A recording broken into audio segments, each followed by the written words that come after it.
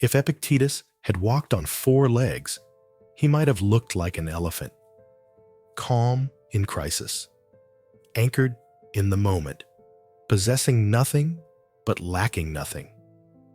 What ancient philosophy lives in the way of the elephant? Watch them, not with your eyes, but with your breath. They do not hurry. They do not strive.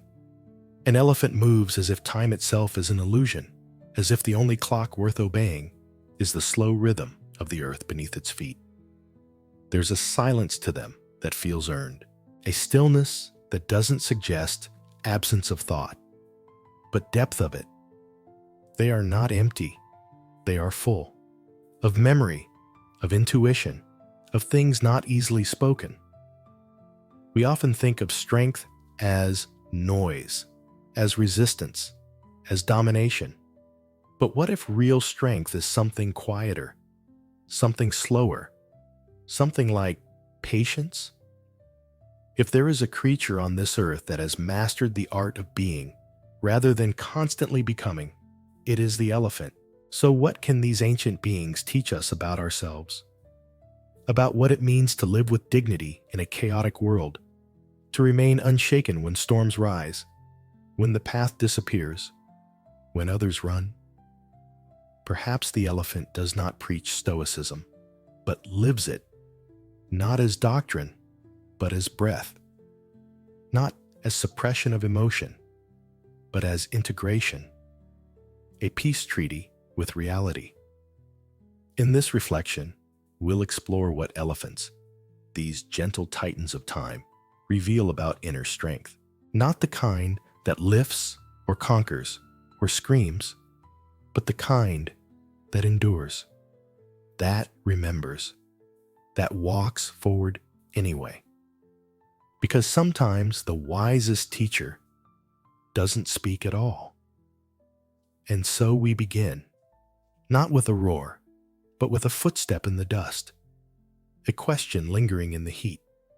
What does it mean to be unshakable and yet soft? To walk beside an elephant is to walk beside something ancient, not only in years, but in wisdom. There is no rush in them, no need to prove, no need to defend. And that is what makes them powerful. We often confuse strength with dominance, presence with volume, control with speed. But the elephant teaches us another form of power, one that echoes the core of Stoic philosophy. To be unmoved by what is beyond you, to master what lives within you. This is the Stoic path. And perhaps the elephant has walked it longer than we have had words for it. Consider this. The elephant is born into a world of predators, storms, and droughts. She learns early that pain is inevitable, that loss will come, that death is not a punishment, but a part of the journey. And yet, she does not harden. She does not panic. She does not flinch at the wind. Like the Stoics, she accepts what is beyond her control, the drought, the death, the disappearing rivers, and focuses only on what she can control. Her next step, her next breath, her unwavering presence with the herd, what Epictetus called the dichotomy of control. The elephant lives without needing to name it. Some things are up to us, and some are not. Epictetus. Where we obsess, elephants observe. Where we react, they respond. Where we spiral, they stand. Even their anger, when it comes, is not reckless. It is rooted, calculated, rare. They do not live on the edge of panic. They live within the breath between moments. And what a wide, quiet space that breath is. The elephant doesn't try to escape life. She enters it fully, with wide ears, with soft eyes, with a body that remembers every journey, every danger, every joy. And still, she moves forward without losing her center. Isn't that what we're searching for? Not a life without storms, but a life where the storm cannot take us from ourselves? The Stoics spoke often of the inner citadel, that sacred, untouchable space within us that no misfortune, no cruelty, no chaos can break into. The elephant walks with hers intact. Every step is a refusal to abandon it. She does not seek approval. She does not chase legacy. She simply is whole, aware, grounded. And what is Stoicism, really, but the art of becoming unshakable? Not through resistance, but through alignment with nature, through surrender to reality, not submission to fear. We spend our lives trying to outthink the world, but the elephant, she feels the earth through her feet. She hears water through vibrations in the ground. She senses danger, not with panic, but presence. She is not cut off from her instincts. She is in communion with them. So when the Stoics speak of living in harmony with nature, perhaps they mean what the elephant already knows: to be at peace with what is, to be loyal to the moment, to walk, not to arrive, but to be. Not all wisdom is written. Some is walked, slow and silent and heavy with meaning. The elephant does not read Stoic texts. She embodies them. Watch an elephant from behind. Not just the sway of muscle and mass, but the shadow she casts. There is something ancient trailing behind her, not physical, but emotional, a gravity, a memory, a story. She does not just carry her body, she carries a lifetime, and not just her own. Elephants are matriarchal. Guided by the oldest female in the herd, she remembers the paths to water that no map holds. She knows the scent of danger, the rhythm of migration, the seasons of life and death. But memory, for an elephant, is not just survival. It is grief. It is bond. It is burden. They have been observed returning to the bones of their dead, touching them, pausing beside them in silence. Mothers who've lost calves have been known to carry the bodies for days, unwilling to let go. What creature mourns so deeply and yet continues walking? What human does? We too carry. We carry loss, shame, expectations. We carry roles, regrets, and unfinished conversations. We carry what was said and what wasn't.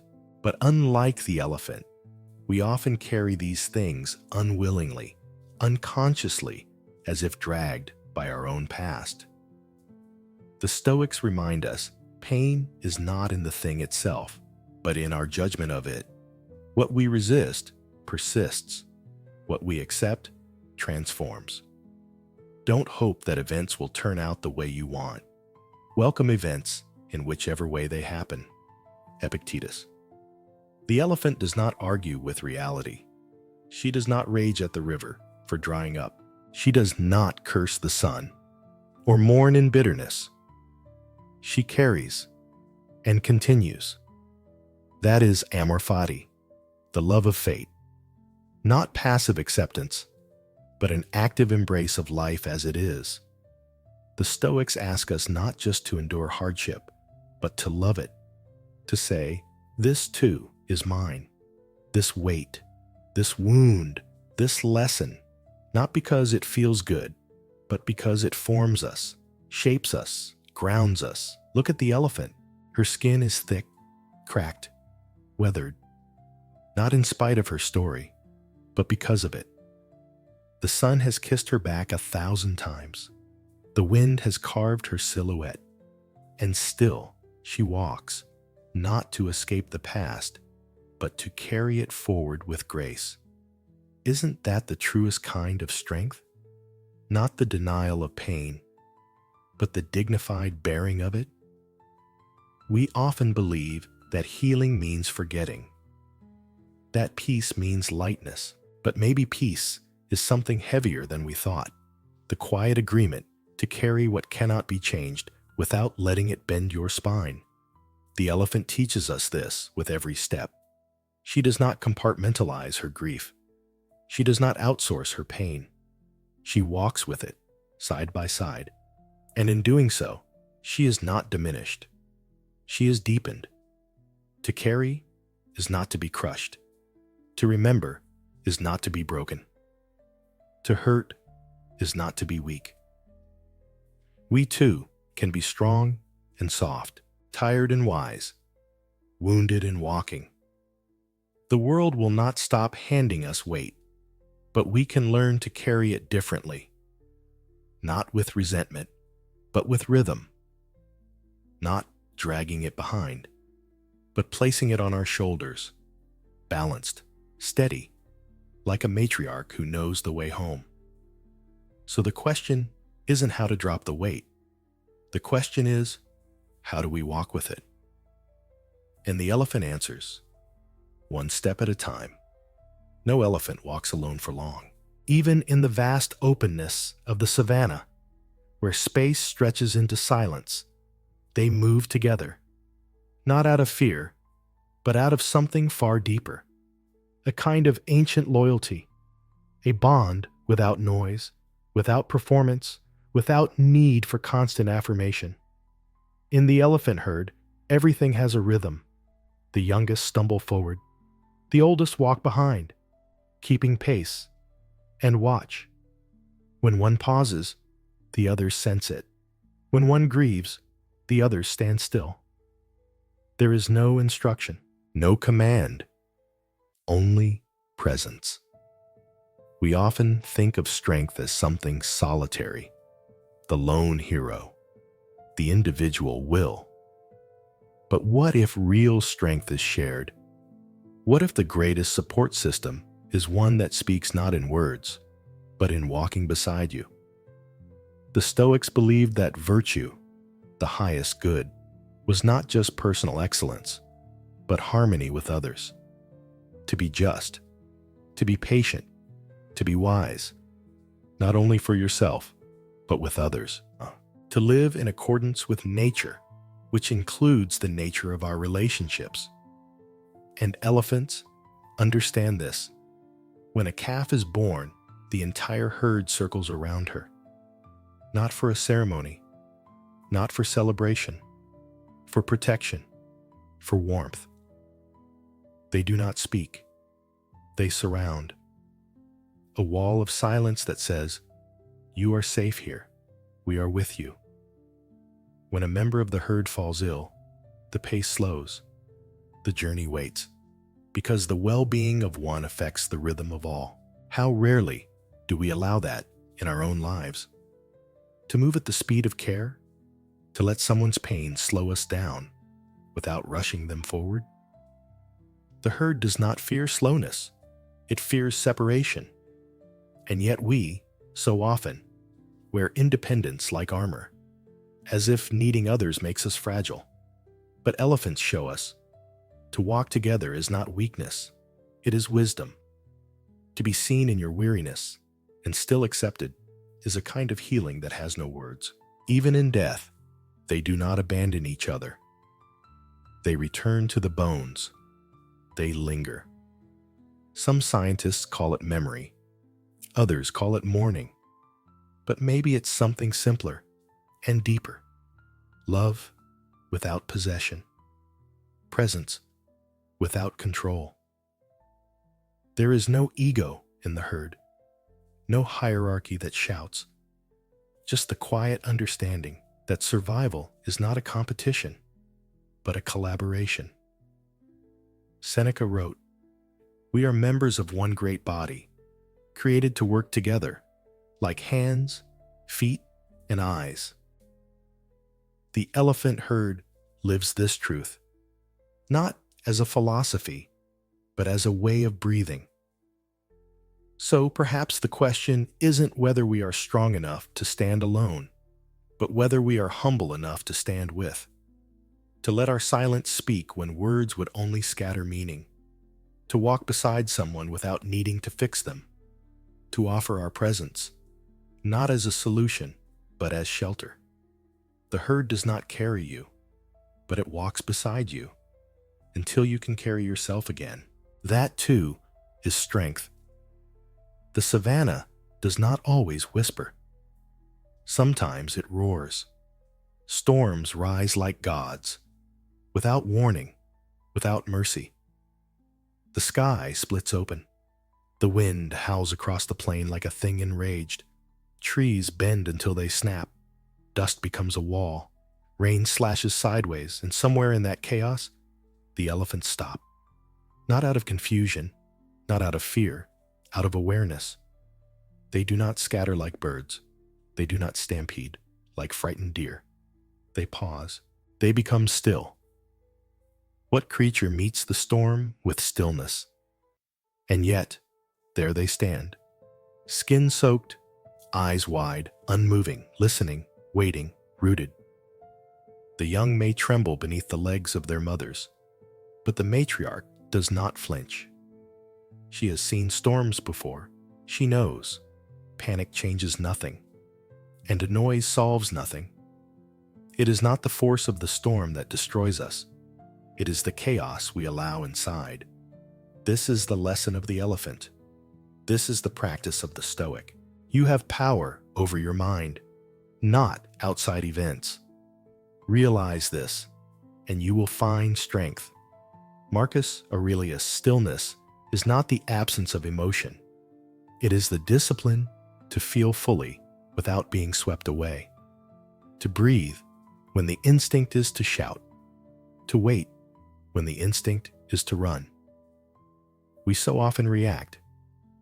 We fill space with noise, with movement, with endless distraction, afraid of what we might hear in the silence.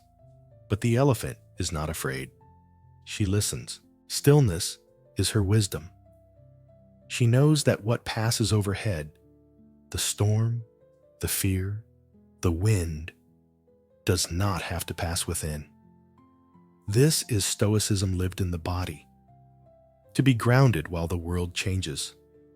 To respond, not with resistance, but with presence. You do not outrun the storm. You anchor in it. You do not close your eyes. You keep them open and soften your breath. You do not become the chaos. You become the calm. And when the rain pets, as it always does, the elephant moves again. Not broken, not frantic, just walking as if nothing was ever lost. The storm never took her away from herself. And that is the real victory. The elephants have passed now.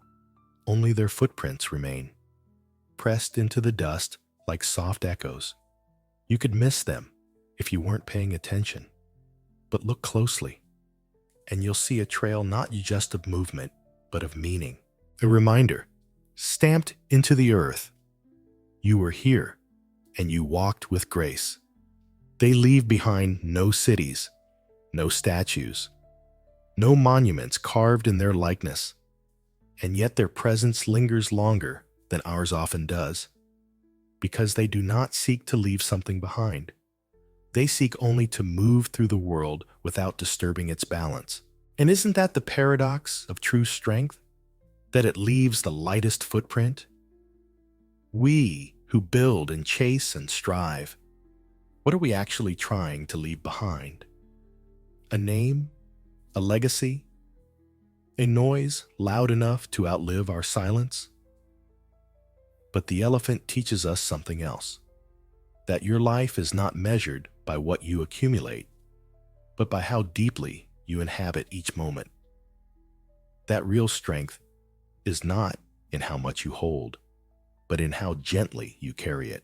The Stoics spoke often of eudaimonia, a kind of flourishing that comes not from wealth or fame, but from living in alignment with virtue, with nature, with who you truly are when everything else falls away. And isn't that what we saw in the elephants? Not perfection, but presence. Not control, but composure. not fearlessness, but the courage to keep walking, even when afraid. They do not rush. They do not cling. They walk the earth as if they belong to it, and not the other way around. So maybe the question isn't what the elephant leaves behind. Maybe the question is what you will carry forward. Their stillness, their grace, their strength in silence, their wisdom in movement, their deep, wordless knowing that to be alive is enough. And so, before you return to your noise, your plans, your striving, pause. Feel the ground beneath you. Take one breath and walk, like the elephant, not to escape, not to impress, but to remember what it feels like to be whole.